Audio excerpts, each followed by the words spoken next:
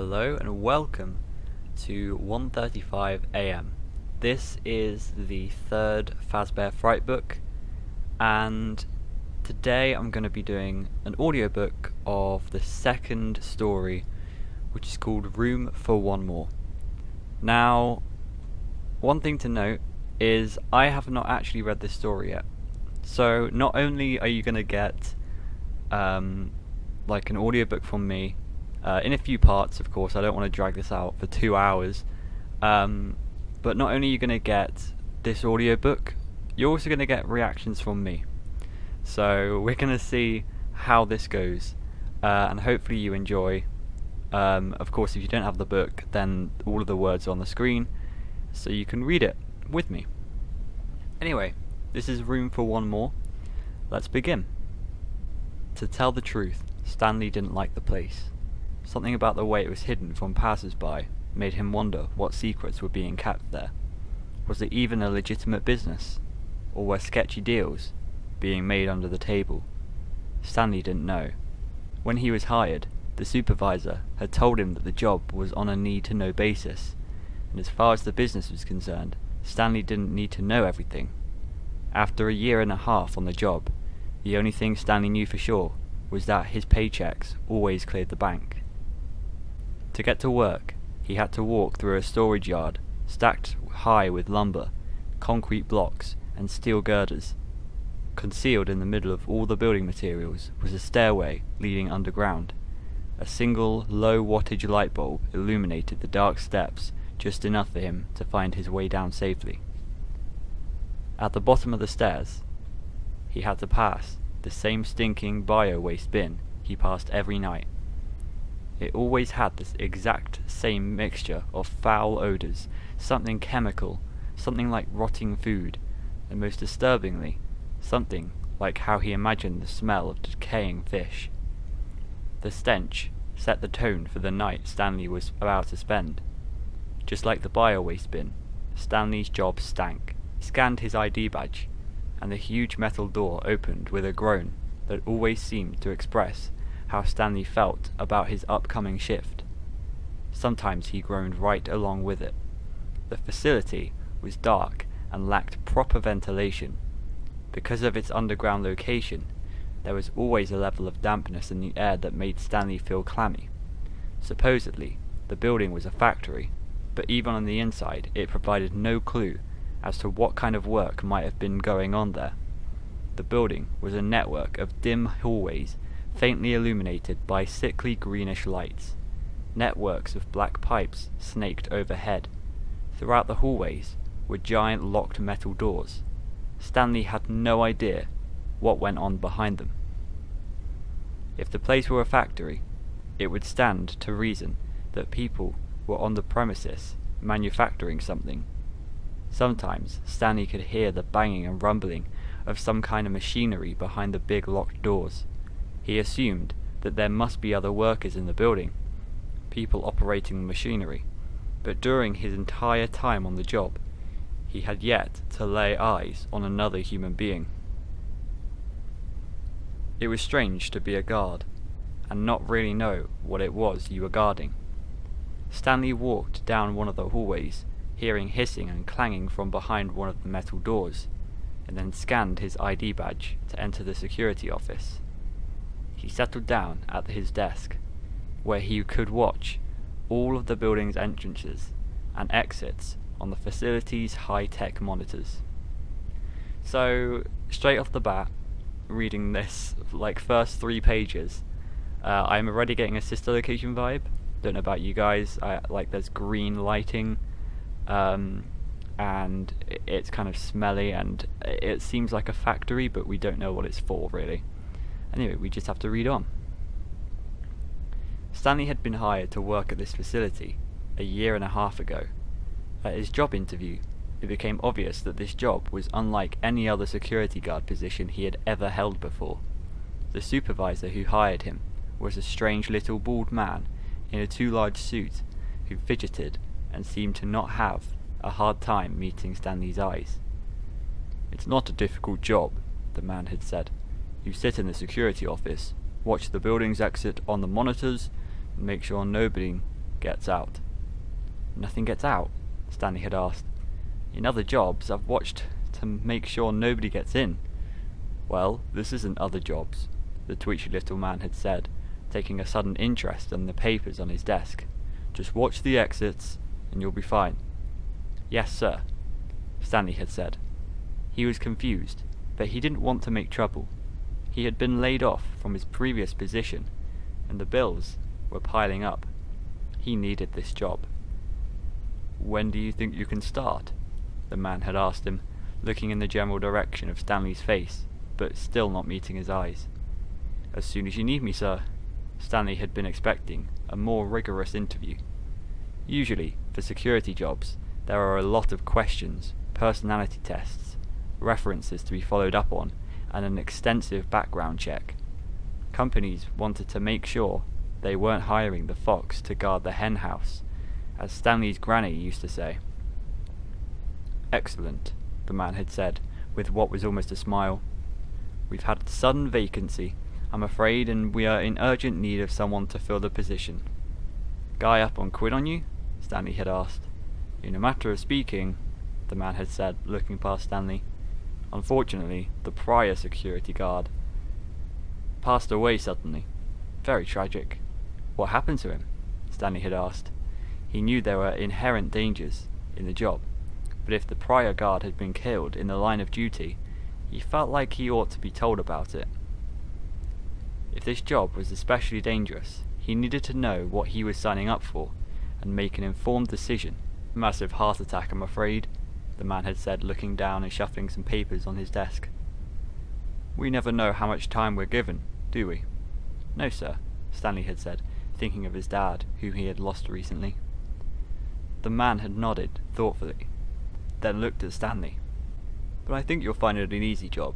Just keep an eye on those exits. Make sure everything that's supposed to be in the building stays in the building, and you'll be fine. Yes, sir, Stanley said. Thank you. He had reached out to shake the man's cold, bony little hand, and just like that, he had the job. As a result, Stanley had spent the last year and a half monitoring exits to make sure nothing got out, even though he wasn't entirely sure what that phrase even meant. Why had the man who'd hired him said nothing instead of nobody? What exactly was it that Stanley was watching for? He'd thought he might ask the strange, twitchy little man about it one day, but since that brief job interview, Stanley had never seen him again. Stanley unscrewed the lid on his thermos of coffee and got ready for another long, lonely night. He wouldn't mind the lonely nights so much if his days weren't lonely too. Up until 2 weeks ago, when Amber, his girlfriend for more than 2 years, dumped him, his days had been brighter. During his dull working hours, Stanley would actually look forward to the time that awaited him once he clocked out at 7 a.m. He would walk over to the city diner across the street for a big breakfast: eggs, bacon, toast, and crusty, oniony hash browns. Once his belly was full, he'd walk back to his apartment and fall into an exhausted sleep for a few hours.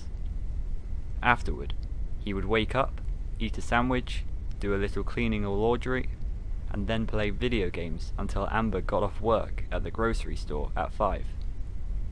Amber always brought over ingredients for dinner. She loved the cooking shows on TV, and liked to try out new recipes, which was just fine with Stanley.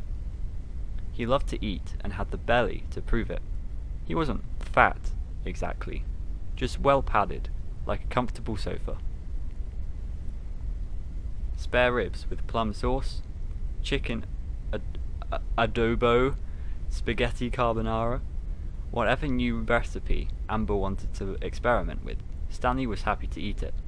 Amber and Stanley would cook dinner together, and then they would sit across from each other at his little kitchen table and eat and talk about their days. Since Amber actually saw people at her job, she often had funny stories about things that had happened at the store. After they loaded the dishwasher, they'd cuddle on the couch and watch TV shows or a movie until it was time for Stanley to get ready for work.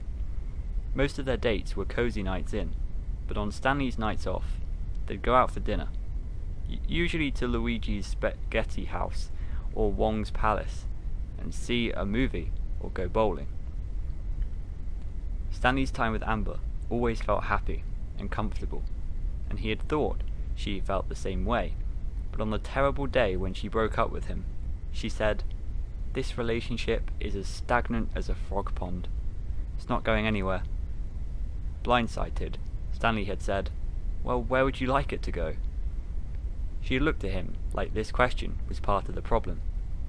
"That's just it, Stanley. You don't have to ask."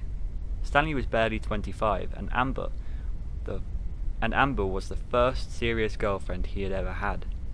He loved her, and told her so, but he didn't feel emotionally or financially ready for engagement or marriage. He had thought that what he and Amber had was enough for now. It was just too bad that she didn't feel that way too. A few days before, Stanley had gone to his nephew Max's 5th birthday party at his sister Melissa's house. It was the first time he had left the house to go anywhere but work since the breakup. At first, the sight of the playful preschoolers and the familiar festiveness of the balloons, cake and presents had cheered him up a little. He'd come in his uniform because he knew Max thought it was cool, and as it turned out, the other boys Max's age thought it was cool too. They had swarmed him, saying things like, "Your badge is so shiny," and "Do you chase bad guys?" They were a hoot. Stanley liked little kids. Always had. After the kids had gone back to their party games, Stanley had listened to the parents who were standing around, talking and laughing about the things their kids said or did. He had started thinking, what if Amber had been his last chance to settle down and have kids, and he'd blown it? What if he was doomed to always be the bachelor uncle at his nephew's birthday party, standing on the sidelines and never somebody's husband, somebody's dad? It didn't help that Todd, Stanley's brother-in-law, had sidled up to him and said, "Hey man, I was picking up a takeout order at Luigi's the other night and saw your ex on a date with the manager of the snack space." Stanley had nearly choked on his birthday cake. "She's dating somebody else already?" "It sure looked like a date to me. She probably had him lined up before she even broke up with you," Todd had said. "Do you know the guy?" Stanley had shaken his head. "Well, I hate to break it to you, but he's tall and fit. A sharp dresser too. I checked out his car in the parking lot when I left. A sports car." Stanley was short and dumpy, and didn't own a car. And if he did, it sure wouldn't be anything as expensive as a sports car. Maybe that's why his relationship with Amber had been stagnant. She wanted to climb the social ladder, and he was content where he was. Stagnant Stanley, he should be called. He had to stop brooding, he told himself. He was at work, so he should be working. He drank his coffee and monitored the lack of activity in the building. All the exits were clear. They were always clear. He didn't wish for danger, but it would be something nice to have to do. Even with the caffeine, his eyelids started getting heavy, and his head felt like a bowling ball he was trying to carry on his shoulders. He started to nod off. This was typical. On any given shift, Stanley was likely to spend 4 of the 8 hours fast asleep. That was one reason he didn't try too hard to look for another job, despite his boredom and loneliness. How many places would pay you for sleeping? Soon Stanley was snoozing away in his chair, his head lolled back and his feet propped up on the desk. Beep, beep, beep, beep. Stanley was awakened by an alarm. Disoriented for a second, he mistook it for an alarm clock at home. But then he remembered where he was, and he checked the monitors. A motion sensor had been activated in an event right there in the security office. Well, at least he wouldn't have to go far to check things out. Stanley stretched, rose from his chair and grabbed his flashlight. He squatted on the floor, removed the cover from the vent, and shone the flashlight into darkness. He saw nothing. Really, the vent was too small for anything too dangerous to pass through it. Maybe a mouse or a rat had activated the sensor. If the problem continued, he might fill out a report, though he was never really sure who received and read the reports he sent. and suggest that the management call a pest control company. Stanley yawned and went back to his chair. It was time to get back to his nap. 2 hours later, he woke up with a start. He sat up, wiped the drool from his mouth, and looked at the monitors. Nothing. But on his desk, there was an object that hadn't been there before. It wasn't immediately apparent what it was. Upon closer inspection, it appeared to be a toy, a doll of some kind with jointed arms and legs. It wore a tiny white tutu, and its little feet were painted white so it looked like it was wearing ballet slippers. Its arms were raised like a ballerina who was about to do a pirouette. Stanley smiled to himself at his rudimentary knowledge of ballet terminology. All those times of being dragged to his older sister's ballet recitals as a kid had at least taught him something. The simple jointed doll also reminded him a little of the jointed dots that had been in his high school art room. The wooden dolls could be arranged in a variety of positions to teach students how to draw the human form, but unlike the art room dolls, which were faceless, this ballerina doll had a face. But it wasn't the face you would expect. It would seem logical for a ballerina doll's face to be painted like a beautiful girl's. Not like this one. Its face was clown white. Its big black eye sockets were blank and empty. It had no discernible nose, but its big black mouth was a toothless, grinning, gaping hole. The face didn't match the body at all.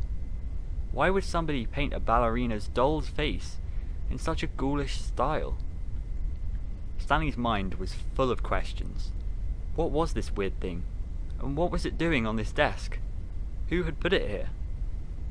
He picked up the doll. He spent a few moments bending it into different positions. Look!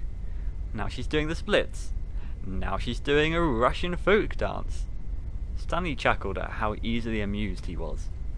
He really did spend way too much time by himself these days. He should get a hobby. He tilted the doll over to make her do a headstand. A small voice from inside the doll's body said, "We like you." What was that? Stanley said, tilting the doll over again. It must have been some kind of sound chip inside that reacted to movement. "We like you." It was a little girl's voice, high-pitched and giggly. Cute. "Who's we?" Stanley said, smiling down at the doll. "I just count one of you," he tilted her. "I like being close to you," the doll chirped. "Well, believe me, it's been a while since a girl said that to me," Stanley said, holding up the doll to look at her better. "Too bad you're tiny and not an actual human being. Kinda weird looking too." He tilted her head again. He wondered how many recorded phrases were in her vocabulary. "You're so warm and squishy," the doll said with a giggle. Well, that was a new one, but it was true, or at least the squishy part was. He had been eating like an elephant ever since Amber broke up with him. He had always been a big eater, but this was different. Now he was eating because of sadness. Whole tubs of chocolate chip cookie dough ice cream, family-sized bags of potato chips with French onion dip, half a dozen fast food tacos in one sitting. Emotional eating, the experts on the internet call it. Emotional eating had made him a warm, squishy mess. He should start eating healthier, salads and fruit and grilled chicken. And he needed to go back to the gym. He had a gym membership. He just couldn't remember the last time he'd used it. Maybe before he and Amber got together. "I think you're a good influence on me," he said to the doll, smiling as he tilted it. "Take me home with you," the doll said, with that little giggle in her voice. He set her back on his desk. "I might do that, little dolly," he said. "It's almost like you were left here as a present for me." But who would have left it for him? He looked again at the doll's ballerina body and strange mask-like face. A weird present, but I don't know, I kinda like you. Tilt. "We like you," the doll said. "So the feeling is mutual," Stanley said, chuckling again. He set the doll down and checked the monitors. Nothing at the exits. It was time to finish that nap. Stanley was at Luigi's spaghetti house eating at a table by himself. He was cutting the spaghetti into little sticks with his butter knife, which used to drive Amber crazy.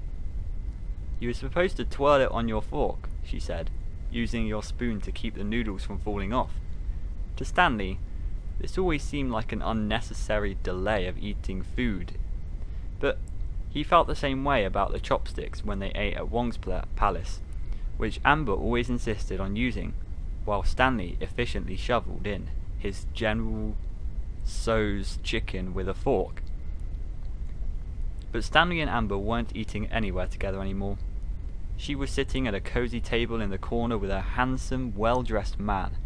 They were talking and laughing and feeding each other's bites off their plates.